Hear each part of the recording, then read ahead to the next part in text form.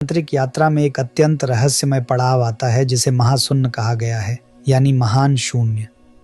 पर यह शून्य कोई डरावनी या खाली जगह नहीं, बल्कि एक ऐसी गहराई है जहां मन खुद ही शांत हो जाता है और आत्मा मौन में समा जाती है। ये वह जगह है जहां मैं और तू का भेद धीरे धीरे मिटने लगता है। यहाँ विचार रुक जाते हैं, पहचानें गिर जाती हैं और बस मौन बचता है, एक बहुत ही मीठा मौन।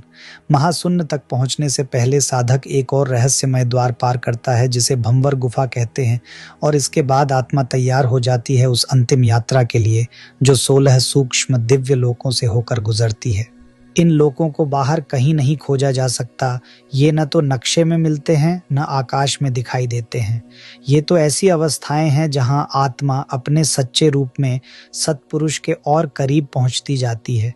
सत्पुरुष वह अनाम निराकार सत्ता जो न दिखाई देती है, न सुनाई देती है, लेकिन हर जगह है, हमारे भीतर भी।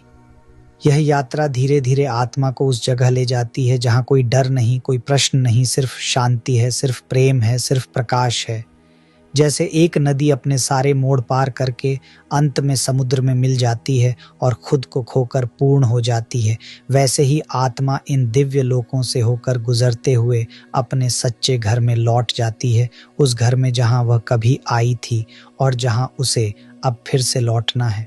वही घर जहां आत्मा सचमुच चैन पाती है।